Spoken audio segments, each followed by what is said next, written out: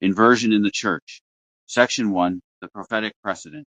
The critique of hollow worship is not an external assault upon religion, but an internal witness preserved within the sacred texts themselves. The Hebrew prophets constitute the earliest systematic philosophical critique of religious performance divorced from ethical substance. Isaiah of Jerusalem, speaking in the 8th century before Christ, presents the divine indictment with unmistakable clarity. The text reads, "They seek me daily and delight to know my ways, as if they were a nation that practiced righteousness. Yet they ask of me righteous judgments. They delight to draw near to God. Why have we fasted, and you see it not? Why have we humbled ourselves, and you take no knowledge of it? Behold, in the day of your fast you seek your own pleasure, and oppress all your workers." The passage is from Isaiah chapter 58, verses 2 and 3. The text identifies a precise mechanism. The external ritual of fasting, a public performance of piety, is accompanied by the exploitation of laborers. The vertical display toward God is contradicted by the horizontal violence toward neighbor. The assembly, far from being a place of moral recalibration, has become a theater where the oppressor performs righteousness while maintaining oppression. The prophet does not accuse a minority. He indicts the collective practice of the nation. Amos amplifies this theme, presenting the divine rejection of the sacred assembly itself. The prophet declares, I despise your feasts, and I take no delight in your solemn assemblies. Even though you offer me your burnt offerings and grain offerings, I will not accept them. Take away from me the noise of your songs. To the melody of your harps I will not listen. But let justice roll down like waters, and righteousness like an ever-flowing stream. This is Amos chapter 5, verses 21 through 24. The theological architecture here is radical. The prescribed worship, feasts, offerings, music, commanded by divine law, is declared an abomination, not because the rituals were incorrectly performed, but because they served as a substitute for justice. The assembly had become a mechanism of self-deception. The people believed they were honoring God by fulfilling liturgical obligations while crushing the poor. The music, the offerings, the gathering itself, all had become instruments of moral anesthesia. The Gospels continue this tradition. Christ's most sustained condemnation is reserved not for those outside the religious community, but for those who occupy its center. The Gospel of Matthew records, "They do all their deeds to be seen by others, for they make their phylacteries broad and their fringes long, and they love the place of honor at feasts, and the best seats in the synagogues and greetings in the marketplaces, and being called Rabbi by others." Matthew chapter 23, verses 5 through 7. The portrait is exhaustive. The broadened religious symbols, the elongated ritual garments, the strategic positioning in social spaces, the pursuit of honorific titles. Every element of religious life has been repurposed for social status.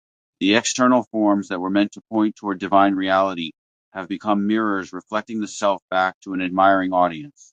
The parable of the Pharisee and the tax collector crystallizes this into narrative form. The Pharisee stands in the temple and prays, "God, I thank you that I am not like other men, extortioners, unjust, adulterers, or even like this tax collector. I fast twice a week. I give tithes of all that I get." The prayer is addressed to God, but its actual audience is the self. It is a declaration of achievements, a comparison with inferiors, an advertisement of religious rigor. The tax collector, by contrast, cannot lift his eyes and mutters only, "God, be merciful to me, a sinner." Christ declares the latter justified and the former condemned. The temple has become the arena where the display of self is dressed in the language of devotion, and the divine judgment exposes the costume. These texts establish that the pattern identified by the original claim is not a modern corruption, but a perennial pathology of religion, detected by the tradition's own prophetic consciousness, condemned by its own theological authorities, and preserved in its own canonical record. Section 2. The Kierkegaardian Analysis. Søren Kierkegaard, writing in 19th century Copenhagen, provides the most rigorous philosophical systematization of the prophetic critique. His target was Christendom, the established, state-sanctioned, culturally comfortable institution that called itself Christianity, but had, in his diagnosis, abolished the New Testament. Kierkegaard's central argument is that the New Testament presents Christianity as a path of radical self-denial, suffering, and opposition to the world. To follow Christ is to walk toward a cross. By contrast, Christendom had reconfigured the faith into a path of social respectability, cultural advancement, and bourgeois comfort. The pastor delivers a sermon on the imitation of Christ while wearing silk vestments in a heated cathedral, surrounded by prosperous citizens who congratulate themselves on their piety. The gap between the text and the practice is not incidental, it is structural. The institution rewards exactly what the gospel condemns.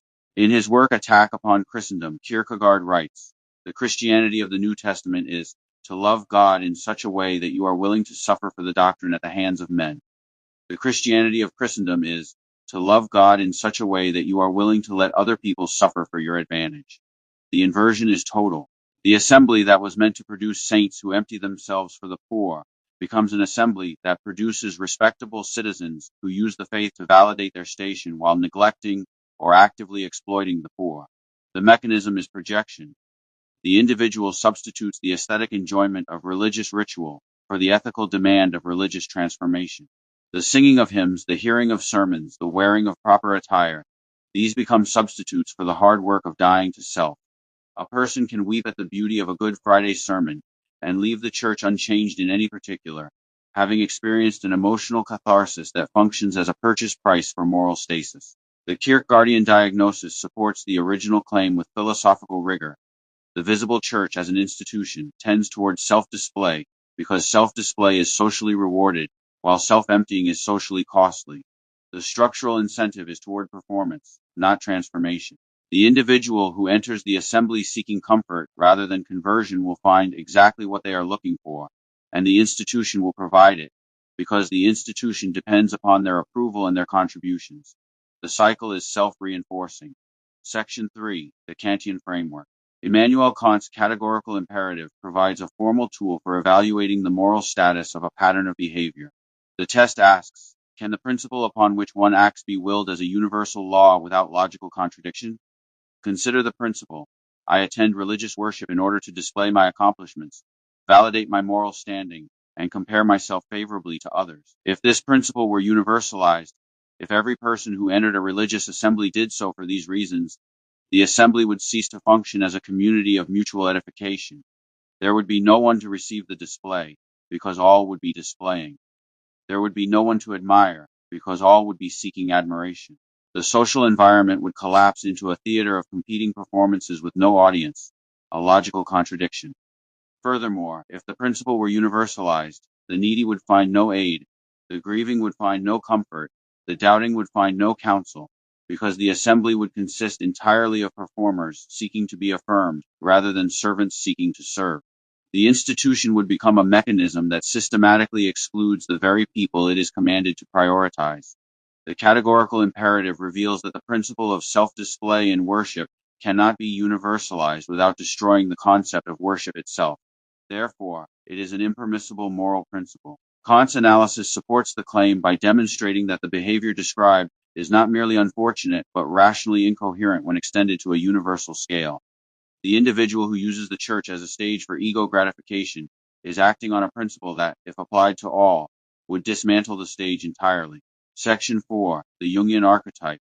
Carl Jung's analytical psychology provides a descriptive language for the mechanism of self-display without requiring a judgment of individual motives. Jung distinguishes between the self, the totality of the psyche, including conscious and unconscious elements, and the persona, the social mask, the role one presents to the world. Psychological health involves the persona serving as a functional interface with society, while the self remains grounded in deeper reality. Pathology occurs when the persona expands to consume the self, when the individual identifies entirely with their social role and loses contact with the inner depths. The religious assembly is a particularly fertile ground for persona inflation. The roles on offer, devout worshiper, moral exemplar, charitable giver, wise counselor, carry high social value. The individual who enters the church and succeeds in embodying these roles receives immediate positive reinforcement, nods of approval, positions of leadership, the deference of others. Over time, the persona of the good Christian can become so polished, so rewarding, so central to the individual's identity, that the shadow, the repository of denied weaknesses, secret doubts, unconfessed failures, is buried beneath it. The consequence is that the individual becomes identical with their performance. They cannot acknowledge their own struggles without threatening the persona upon which their social standing depends. And because they cannot acknowledge their own struggles, they cannot tolerate the struggles of others. The presence of a visibly suffering person, someone whose life testifies to the cost of discipleship rather than the rewards of respectability, threatens the entire architecture of the persona. The sufferer must be ignored, dismissed, or blamed, because to hear their testimony would be to hear the voice of the shadow, demanding acknowledgement. This provides a psychological mechanism for the phenomenon the original claim describes: the refusal to listen, the dismissal of pain, the demand that the sufferer simply work harder, pray harder, do what I did. The persona, desperate to maintain its own existence, must silence any voice that contradicts its narrative of earned righteousness. The church becomes an ecosystem that selects for psychological inauthenticity because authenticity is disruptive to the social order. Section 5. Epistemic limitations. Philosophical integrity requires acknowledging the bounds of the claim. The assertion that a pattern is pervasive does not entail that it is universal. The assertion that an institution structurally incentivizes a behavior does not entail that every individual succumbs to the incentive. The assertion that visible patterns of display exist does not entail knowledge of interior motives. The epistemological limitation is significant. No human observer can penetrate the privacy of another's conscience. The woman in the pew who appears to be displaying her family's success may be hiding a private agony of which the observer knows nothing. The man who offers facile advice may be speaking from his own unprocessed trauma. The quiet individual who says nothing, wears no finery, and seeks no recognition may be the one whose hidden charity sustains the community. The prophetic tradition itself insists that God sees what humanity cannot, and that the final judgment of hearts belongs to divine omniscience alone. The claim, therefore, must be restricted to observable patterns and structural tendencies. It can assert that the church as an institution tends to reward performance over authenticity, that this tendency is documented across history, that it is condemned by the tradition's own authorities, and that many who suffer encounter the institution in this corrupted form. It cannot assert, and a philosophically honest argument will not assert, that every individual who enters a church is motivated by self-display. The remnant is always possible. The hidden faithfulness is always possible. The one who comes seeking something real may be seated next to the one who came to display something false, and no observer can distinguish them with certainty. Section 6. Conclusion. The argument can be stated with philosophical precision as follows. Institutional Christian religion, across its historical manifestations, exhibits a structural tendency to become a theater of moral performance, social comparison, and ego validation, rather than a community of self-emptying service modeled on the life of its founder. This tendency is attested by the prophetic tradition internal to the faith, diagnosed with precision by the philosophical critique of Kierkegaard, demonstrated as rationally incoherent under Kantian universalization, and describable in psychological terms as the inflation of the persona at the expense of the self.